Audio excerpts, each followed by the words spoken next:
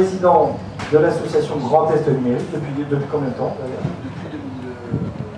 Depuis 2013.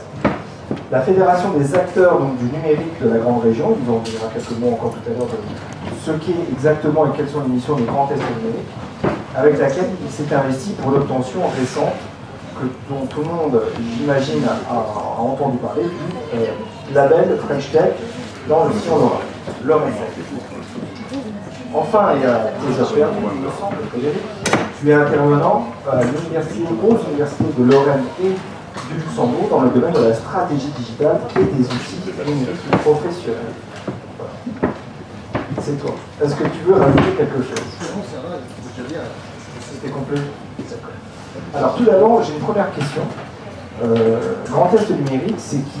C'est quoi? Comment cette association s'est organisée?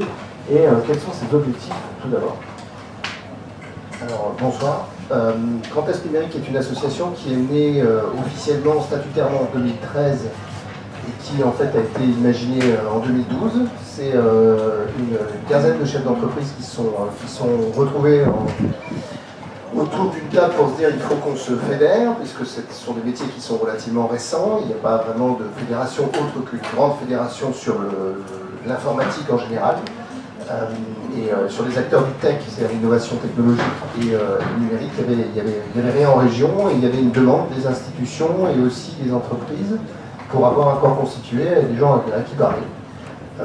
Donc l'idée qu'on a eue à la base, c'était simple, c'est que nos enfants, nous-mêmes, mais nos enfants vont vivent déjà d'ailleurs dans un monde où le numérique, le digital, le tech est complètement inclus, complètement intégré, complètement exploité, et que ici en Lorraine, on a plutôt intérêt à se serrer les coudes et à se bagarrer pour développer ces emplois-là, parce que ces emplois vont se développer. À la base, il y a Nelly Creus qui est la commissaire européenne en charge du numérique, qui a annoncé que d'ici à 2020, 5 millions d'emplois seraient créés dans le numérique à l'échelle de l'Europe. Et notre question, c'était combien on en prend? Combien il y en a ici?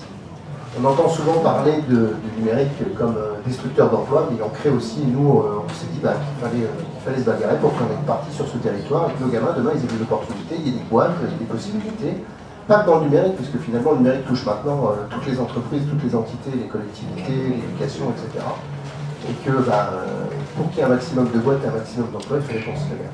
Donc voilà l'origine de Grand Est Numérique. Donc notre mission principale, c'est de rassembler, c'est d'essayer de fédérer un petit peu l'ensemble des métiers du numérique. C'est de réfléchir aussi à ce qu'on peut faire, c'est de porter des actions. Donc on organise un certain nombre d'événements. Il y a un événement par mois qui est un afterwork. C'est-à-dire que c'est un événement très informel, autour d'une bière ou d'un coca, peu importe, dans un bar, sur une des villes de Lorraine, et au Grand-Duché de Luxembourg d'ailleurs.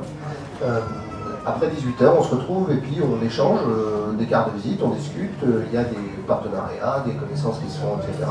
Avec les acteurs du numérique entre eux, mais aussi avec des gens qui s'intéressent au numérique et qui viennent voir et qui viennent au contact. Ce sont des espaces de networking très conviviaux. On organise aussi plusieurs fois par an des hackathons. Alors un hackathon, c'est un marathon, ça dure 48 heures, non-stop, de développement numérique. Ce sont des personnes qui viennent, qui se rassemblent en équipe et qui, autour d'une thématique, vont essayer d'imaginer des nouveaux services, des nouveaux produits, des nouvelles façons de faire, de vivre, d'anticiper, ou d'agir, ou d'interagir avec le monde qui les entoure. On a organisé plusieurs hackathons. Yannick, qui est à ma gauche, fait partie d'une équipe d'ailleurs qui a gagné un des hackathons Grand Est Numérique. Et enfin, on organise une grand-messe par an, au mois d'octobre. Cette année, ça s'appelle Gen 3, on va en parler un petit peu après. Où là, le but, c'est de rassembler tous ceux qui, à un moment ou à un autre, sont touchés par le digital dans leur activité professionnelle, que ce soit les acteurs du numérique eux-mêmes ou les acteurs du numérique à l'intérieur d'entités non numériques, en tout cas dans le métier, mais pas le numérique à la base, pour venir prendre la tendance, pour venir poser des questions, pour venir rencontrer des professionnels, et accessoirement, mais ça nous intéresse, que les contacts se fassent ici en région et que les donneurs d'ordre régionaux sachent que des fournisseurs potentiels sont ici et qui peuvent les consulter et que ça crée ou que ça maintient de l'emploi ici directement dans la région. Voilà Grand Est numérique. 70 membres ou 73 membres, je ne sais plus au dernier comptage. Le panel est assez large, on a des étudiants, on a des auto-entrepreneurs, on a des startups, et puis on a aussi le groupe Orange, on a GRDF, on a Numéricable SFR, donc on est vraiment sur un panel très très large d'acteurs du numérique. Merci Frédéric. Merci, donc bonsoir. Donc, je m'appelle Yannick Lars, cofondateur de la start-up qui se nomme Greenberry. Donc, Greenberry, nous, on est plutôt orienté sur les objets connectés, le développement d'applications et les données issues des capteurs, les données sociales ainsi que les données issues des données gouvernementales, open data. Donc, en ce qui concerne le hackathon, c'est plutôt intéressant parce que nous, on a participé à 2 hackathons. On a participé à 2 hackathons, donc 2 hackathons organisés par Grand Est numérique, donc 2 expériences formidables. Le premier, c'était dans le cadre de Gen 2, donc bientôt à l'occasion, il y aura Gen 3, donc c'était il y a maintenant une année. Donc c'était notre premier hackathon. Donc pour rappel, le hackathon c'est quoi? C'est une compétition.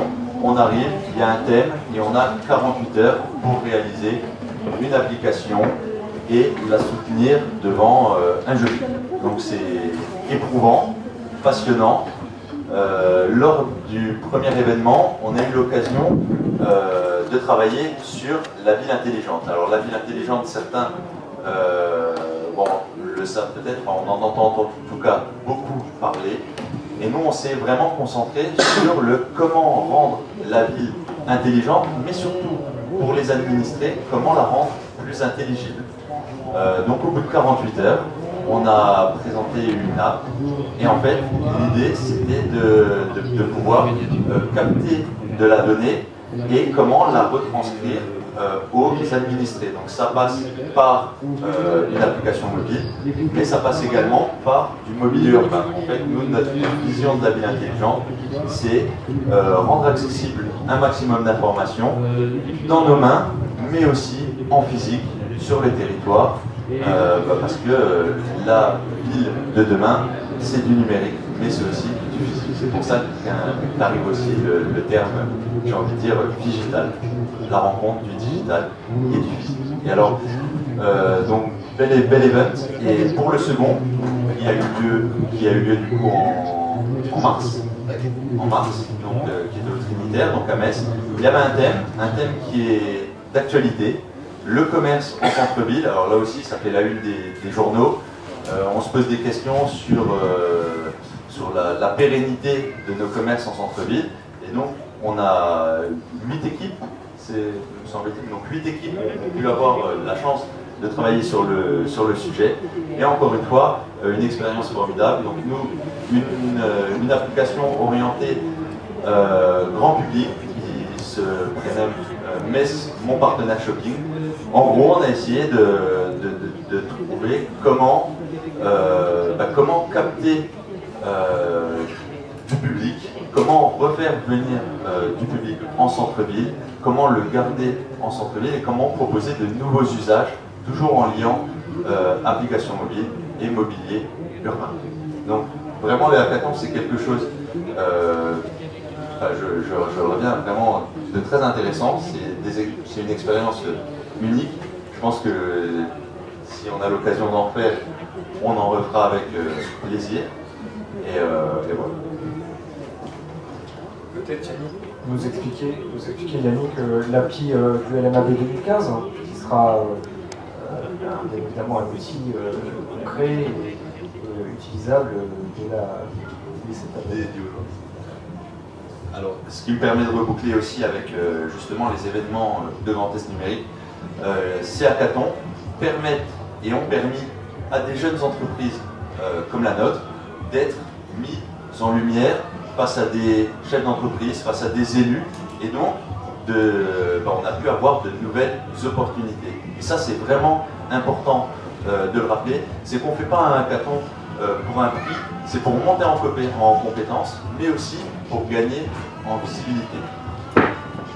c'est aussi grâce du coup à ces events qu'on a pu commencer à plancher sur le Mondial Air Ballon. C'est pour ça qu'on est là aujourd'hui. En gros, on est parti d'une problématique avec Philippe Buron-Pilat, en fait, comment simplifier un peu les vols enfin, des pilotes de montgolfière. Donc, jusqu'à aujourd'hui, c'est comme en voiture. C'était comme en voiture il y a 10-15 ans. On a une carte qu'on met à jour quotidiennement pour justement suivre les évolutions, les zones où on n'a pas le droit de survoler, les zones où on n'a pas le droit d'atterrir. Et en fait, le projet, c'était comment remplacer cet A3 par un téléphone. Pourquoi? Plus pratique, des mises à jour qui peuvent se faire, mais là on a eu un gros souci. Non, on avait une problématique, c'est comment réussir à développer une application sur un site où on a un réseau qui est saturé, beaucoup de monde. Pour rappel, le Mondial Air Ballon, c'est quand même 400 000 visiteurs sur 10 jours.